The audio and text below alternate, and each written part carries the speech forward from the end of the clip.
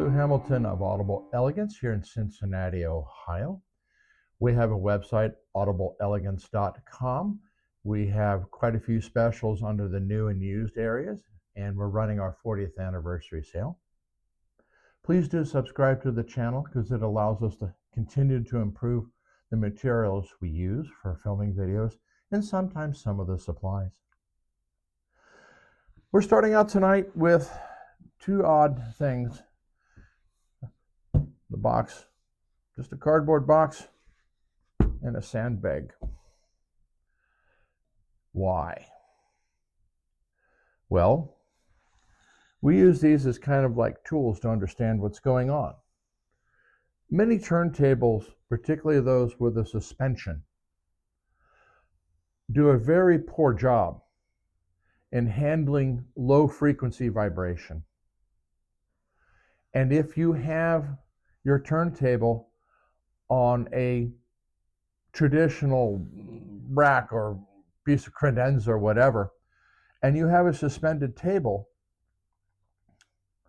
it's not uncommon that people talk about having problems with feedback, a sort of howling.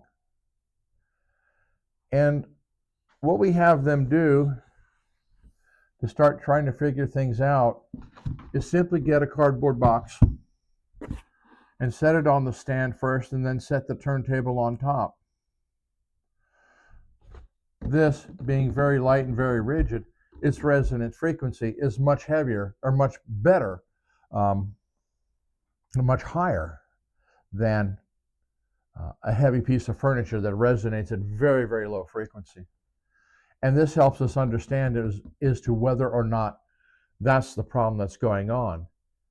99 out of 100 times it is that the turntable suspension is letting pass through the low frequency vibration, which is interfering with the performance of the turntable. There are several approaches to addressing this. One is obviously having a turntable sit on a cardboard box. You will not win an interior designer award with that approach, and usually is rejected very, very quickly by the housemate.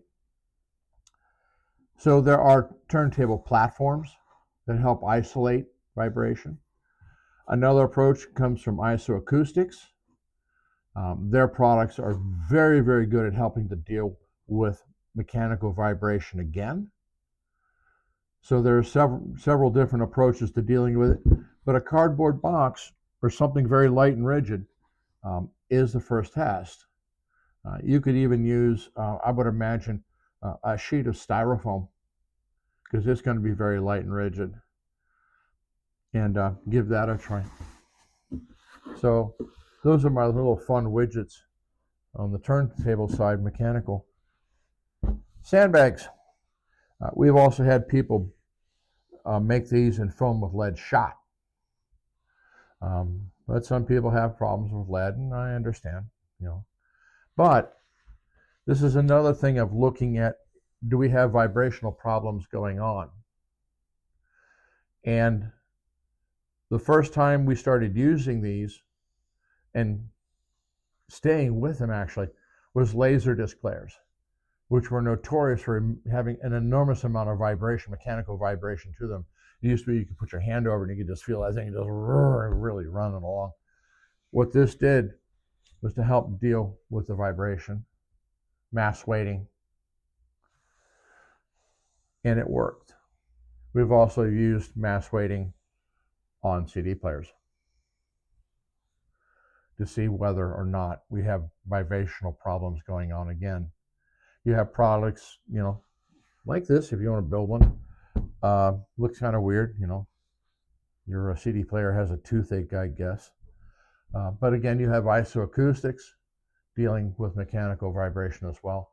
There are as well some audio racks that make a real serious attempt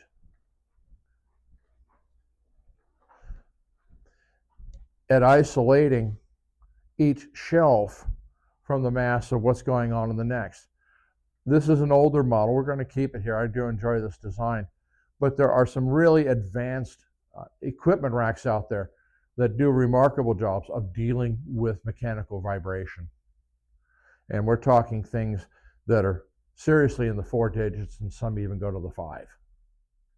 I would not recommend that if your system costs $3,000, okay? Keep it simple, make it fun. Don't spend your money on a rack. But they are out there. So that's kind of the fun games that we do. We do a little experimentation to figure out what do we have really going on. And these are things you can try at home. You don't have to build a sandbag or a lead shot bag. If you've got some heavy books around the house, you know, the coffee table books and like that, stack 3 or 4 on top of the CD player and listen to what happens. You'll have your answer. And then stop by and get some isoacoustic feet and solve the problem permanently. Unless you like books in your CD player. But there we are.